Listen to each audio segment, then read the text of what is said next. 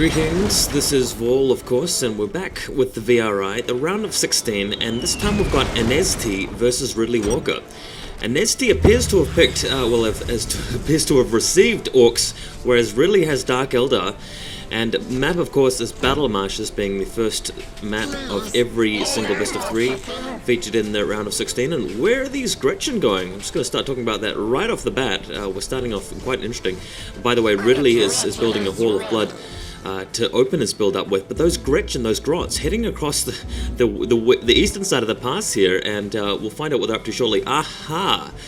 Building a minefield, I should have known, right next to that point, so if Riddley is unfortunate, he'll be heading over to capture that point, and he'll be running into trouble. In the meantime, over at the western pass, his other squad of mandrakes is heading around in quite a daring fashion to take a point, which is way into Anezti's territory. So the Slugger boys arrive straight away, and I can't help but feel this is kind of bad timing here from Riddley, because he can't continue capturing the points with the Sluggers there. I mean, what's up with that? So he has to retreat with this mandrakes, as you can see. Now, oh my god, oh, look at this. Mandrake's getting blown up by the mines over at the west, so, oh, unsuspecting stuff. Boom! Mandrake's getting slaughtered, only 2 guys left. Low health, oh, he loses a whole squad of Mandrakes. Oh, terrible start for Riddley's Dark Eldar here. So, with that, Anezti appears to be in a great position to take the game, or to take a strong early lead in the game, I should say,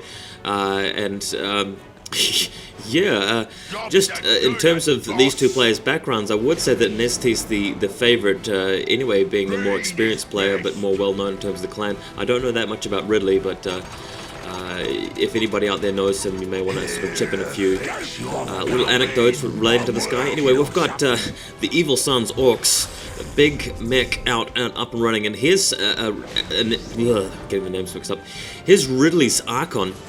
So he's heading immediately over the map to contend with the Big Mac and then pulling back again.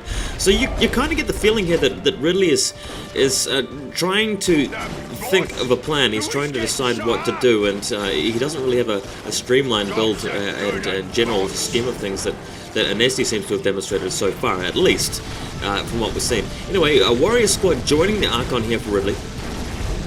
Anezti's Big Mac teleporting away. He's already got the listening post up and running. As you can see from the mini-map, Anezti generally has pretty much half of his map, half of the map captured. He's sending the Sluggers down to the eastern side here to capture that relic. Looks like the Archon and fellow warriors over there are getting stuck into the listening post. Will the Orks arrive in time to defend? Will it even matter? Is my question there. Looks like the Archon is in fact going to take out the post, so the warriors there can decapture it. Looks like the Orks have actually secured a post over in Riddley's territory though, so things still look fairly dead even, 50-50 in terms of the points. This is probably the first listening post that I've seen Riddley put up, to be honest, so Riddley very much behind in terms of economy, I would wager at this stage. Yeah, I'm also surprised that he's gone for the Hall of Blood build. I mean, it can be quite cool to try the Hellions and Jetbike strategy, although against Orks, I couldn't really tell you guys whether Hall of Blood is an inferior choice to the Dark Foundry build. But my suspicions are that the Dark Foundry builds are pretty good one. Anyway, we've got, looks like an listening post over here protecting the eastern pass, and it's going to need some protection because, oh sorry, the western pass I meant. And it's going to need some protection because Anezti's sending quite a few squads around there. Oh, no, actually, he's heading up to the relic right over the far side of the west there. Looks like he'll be taking that with a Slugger squad. And just in general, looking around the map, oh, yeah, look, you can see the Archon using his sort of special ability which grants him protection. Dark Eldar Soul Power ability, if you can call it that. And getting stuck into this listening post, which has audaciously been built inside the Dark Eldar territory itself. And meanwhile, as the Archon and cohort are distracted, looks like Anezti's going to push in from the west and get stuck into this listening post and further just cramp this Dark Eldar expansion. And here comes a worker straight away to deal with this post. I don't think this is a good idea. The Ork forces are... I was going to say Ork, Dark Eldar Chaos. But the Dark Eldar worker here is getting just smashed. He's got his face stuffed in by that Big Mac. The Mandrakes again. Poor micromanagement by by Riddley, unfortunately, charging after with that Mandrake, losing 2 guys and half of a third dude. And now moving a position with a few warriors and an Archon squad. I'm just not liking this. He's totally outgunned and outclassed, and Anezti's got the rest of the map. And just in general, Riddley doesn't have that many troops. He's lost his Mandrakes, as you saw from the mines and from the bad micromanagement there, and just generally hasn't captured many points. And he's been on the defensive right from the start. So I think I'm already ready to call this in favour of Anezti taking out game 1. I don't really think it's too much to do with the luck for this game. I think it was just purely a matter of Anezti knew what to do with Orks against Dark Eldar. He seemed to be the more experienced player, and Riddley unfortunately has taken it in the you-know-where and is about to lose game 1.